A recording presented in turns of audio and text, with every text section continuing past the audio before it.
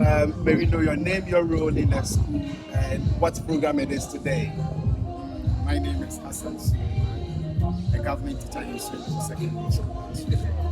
Many call me the Nkrumahs. So we are celebrating the Kwame Nkrumah's birthday, a very great day for the African continent. Oh, okay, so this whole celebration is about Kwame Nkrumah. Right. Sergeant for Dr. Kwame Nkrumah, to be precise. Right. So the program so far, how do you think it's been impactful on the side of the students as a teacher? How do you think it has impacted lives? You see, how do I even start? Nkrumah coming from the West Indies, after Ghana gained her independence, Nkrumah could have built, a man built over 80 secondary schools. But the first transfer school was Sweden Secondary School. He could have built this school in the Benin or his place where he's coming from the West Indies. But he chose to build the school in the Aguna mine, which is in the central room. So that one alone is an honor to the Aguna people, not only for Sweden Secondary Schools. So the impact that I think it will give the students is that it will give them a conventional thought. When I say conventional, it will aid them to give remembrance to this particular thing anytime, anywhere they find themselves a year after. So that's why I think this regular conference. Oh, that's very positive. So yes, for you, how do you describe Dr. Kwame Nkrumah? Yes. Where's alone cannot describe Nkrumah. But I remember my university days. I had a lecturer, Professor Brian, when he was teaching me colonialism. He said something. Now, Nkrumah said he's never looked, he's not looking at his progress, he's looking for. That was the era of the Cold War. So during his end, he did mention that Kwame Nkrumah is nothing but a god. He used a small G. So I succumb to what he said. I think Kwame Nkrumah was a god sent to the African continent to save us. And it was after the coming of Nkrumah that we were all decolonized from the shackles of the imperialists.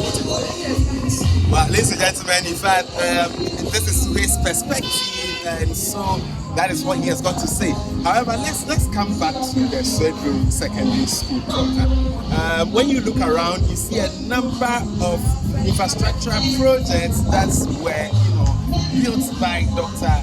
Kwame Nkrumah. Yeah, talk about the recent crisis in Swedru and its environment, the water crisis.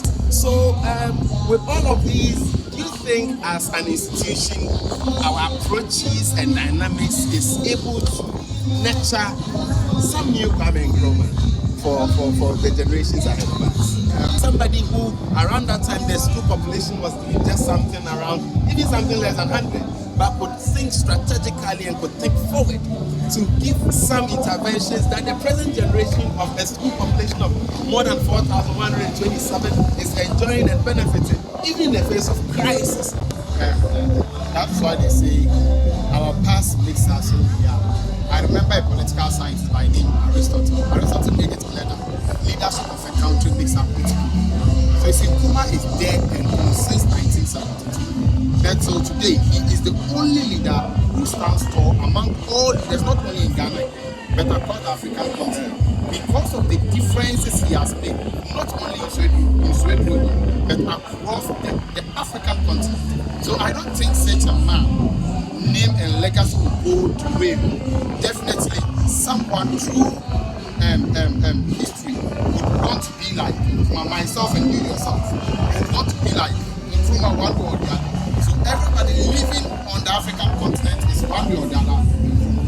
Right, thank you very much. And so we'll come back to this same conversation. We'll keep up with the conversation on Kwame Nkrumah, Dr. Sergeant for Dr. Kwame Nkrumah, who has been a visionary leader, and Ghana is benefiting from his initiatives. And perfect example is the Swedru Secondary School. Stay tuned for more.